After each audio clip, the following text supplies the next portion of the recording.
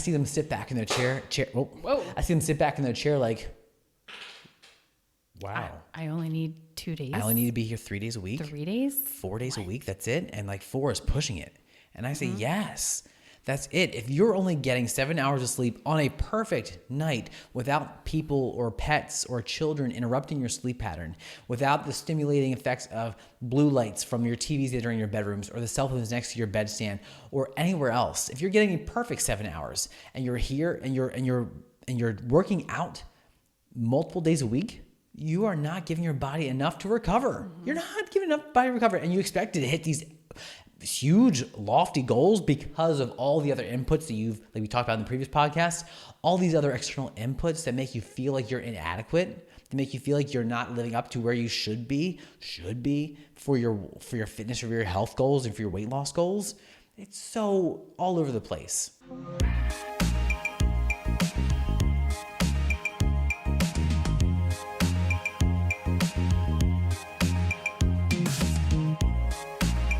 Hey, welcome back to the Bent on Better podcast. It's your host, Matt April, and I'm here with my beautiful wife and co-owner of Bent on Better, Lynn April. Hello. How's it going, babe? It's going. It's going? Good. Yeah. It's good? Yeah. What's been the best part of your day? Ooh, man. This is really fun. I love that we're able to do this. Me too. Hang out with no kids bothering us. Yeah. Yeah. We do love our kids, though. Of course we do, but it's love nice to be able to do things during the day. Knowing that our kids are in good hands. They're either at school or with our wonderful nanny. Yeah. Shout out Shannon. Yeah. Bomb. So today we have a really good topic that I believe will help a lot of people change their perspective of what fitness is and how we can see results and see changes and see progress. And so the topic for today is we're gonna talk about is how many days a week should you be lifting or should you be training or exercising or working out? And so as we've talked about in previous podcasts and episodes, we always talk to people about shifting your mindset from doing a workout to doing a training session or training with a purpose, with intention.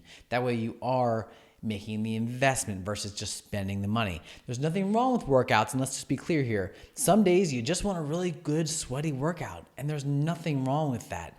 It's the day after day, the week after week, the month after month, the year after year that really leads to some people's unhappy results and some people's amazing progress.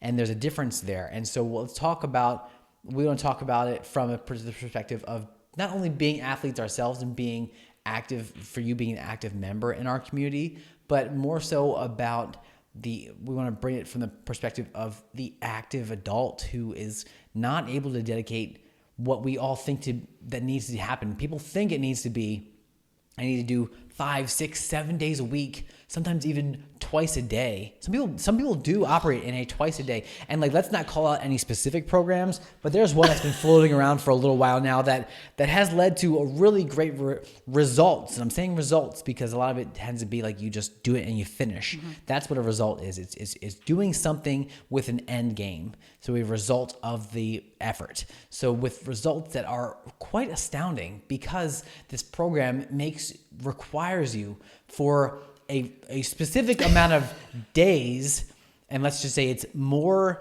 than 60 and less than 80, a specific amount of days, and it's great, and this company's great, and they do a great products and great service.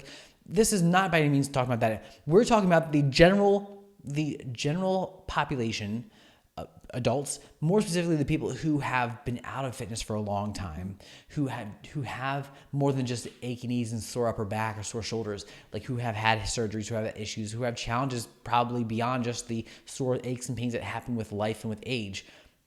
So those people, these products, these things, they all tell us you need to be working out 5 days a week, 6 days a week, 7 days a week, twice a day, walking, jogging, and lifting, and exercises and cardio, and all these different things. There's so much bombarding us thinking we have to do this. So Lynn, what is actually giving people like our community, the 100+ people, oh my gosh, we've worked with hundreds and hundreds, and we currently have over 100 people here. But what gives people actual success? So we've talked about consistency a lot. And, it's cliche, but quality over quantity.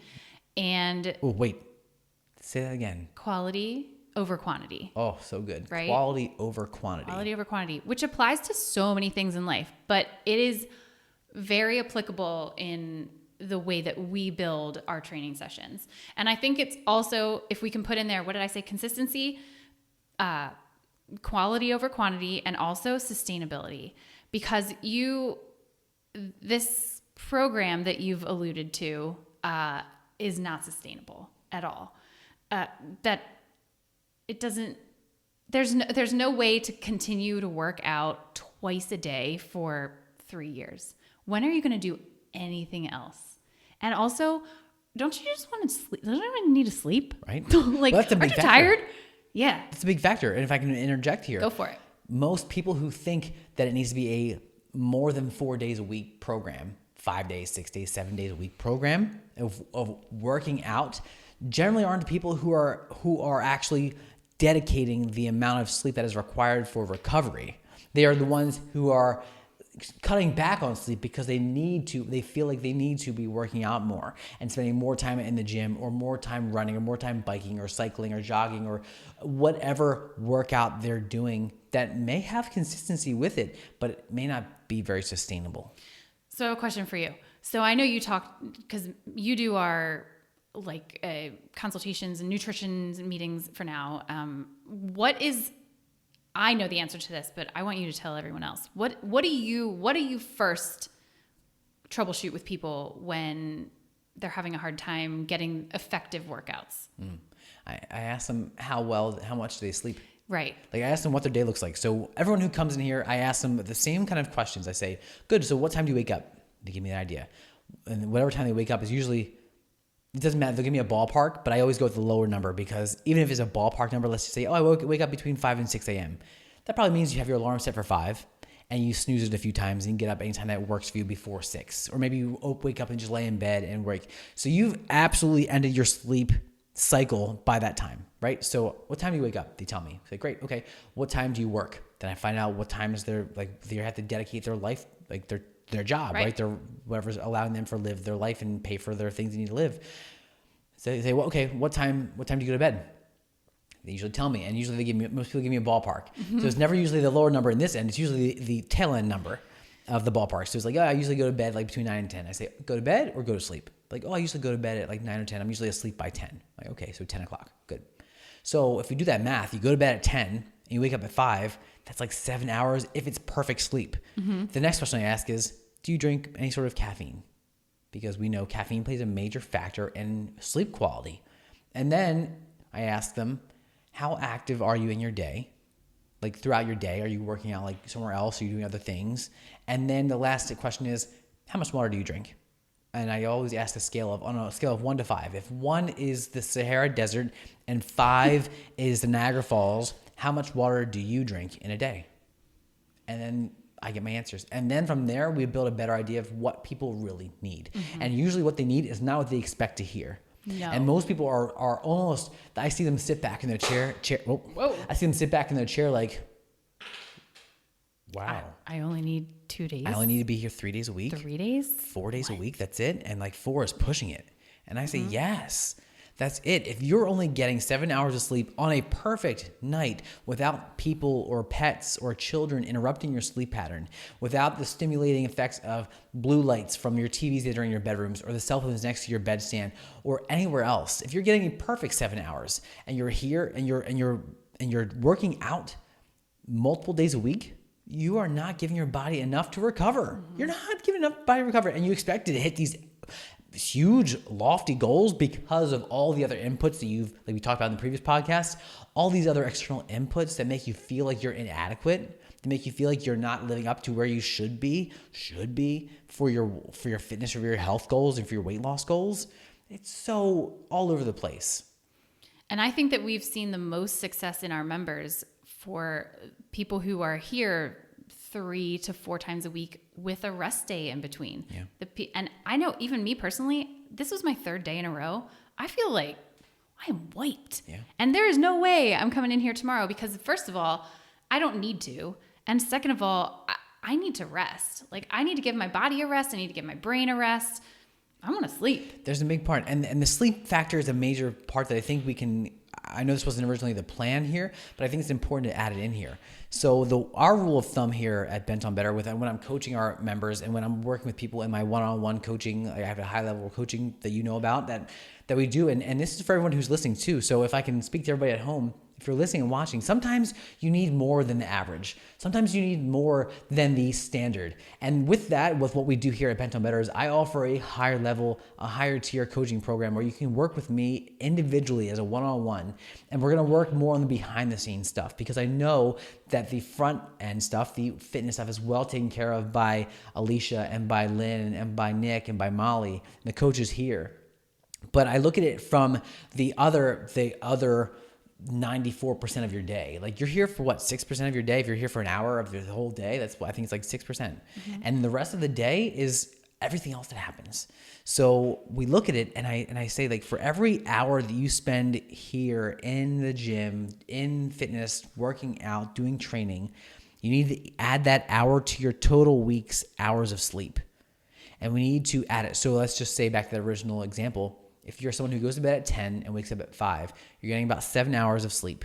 If you're here 3 days a week, so for that whole total week, we have 7 hours a day, and there's 7 days in the week, so that's 49 hours. And then you're here 3 days a week, we need to add an additional 3 hours to that total for that week to reciprocate in the amount of effort you're putting in here and the amount of recovery that you need at home. So that would come out to only being 52 hours in that week. So if you divide 52 by 7, you're going to be a little higher than 7 hours of sleep per day. And that's all it needs to be. So that's going to bed 15 to 30 minutes earlier. That's all it takes. It's that simple. It really is that simple.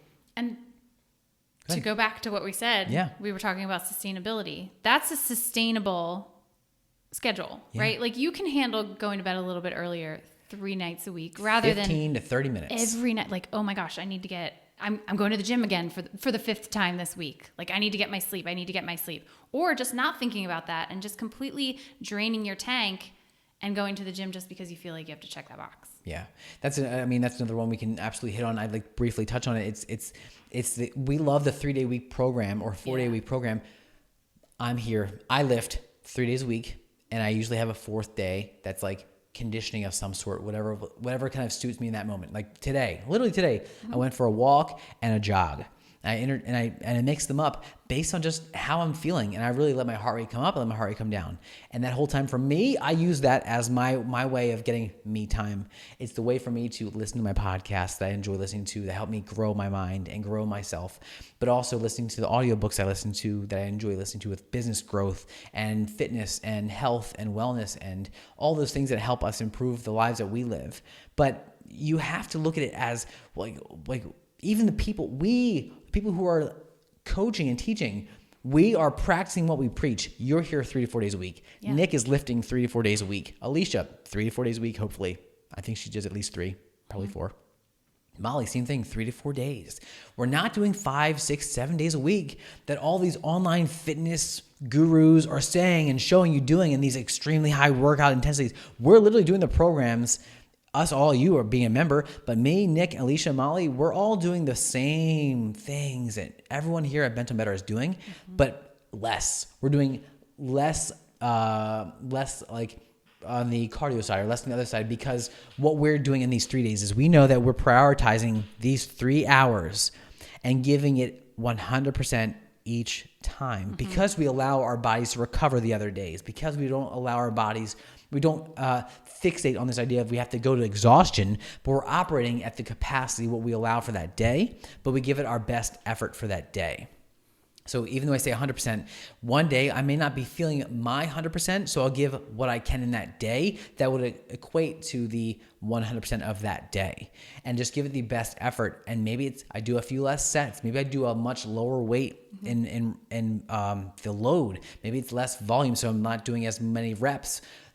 All the combinations of things change up, but the important part is the consistency of 3 days or 4 days a week is all you really need to see actual sustainable progress. If you're prioritizing water, if you're prioritizing sleep, if you're prioritizing recovery, and you are staying consistent. That's all you need. That's it. Done. That's a good point. Good point there. So did you have anything else that you want to add in there? Do we have any other parts that we want to add in here before we wrap things up.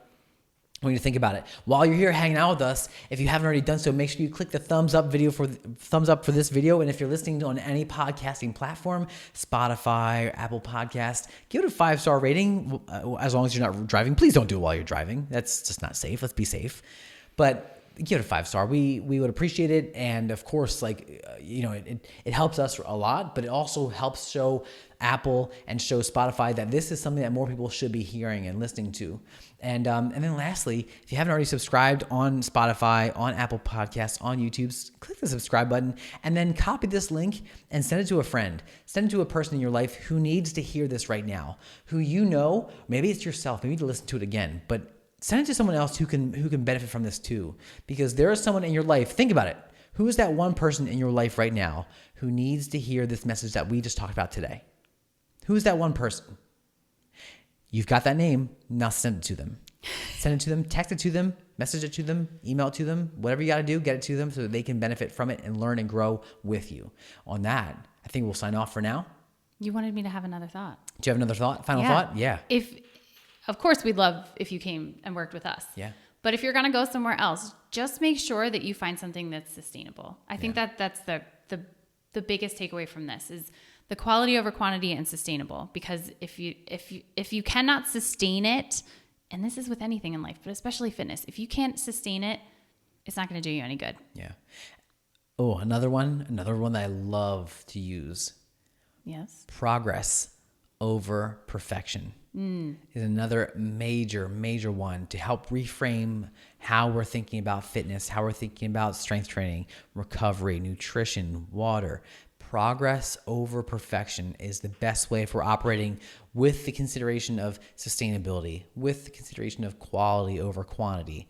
Progress over perfection, and remember that consistency will always outbeat intensity in every area of life, especially in fitness. Yeah, it's a good one. It is. Love it. All right. So for now, Matt and Lynn are signing off. If you have any other questions, of course, let us know. But for now, we'll talk to you later. Bye.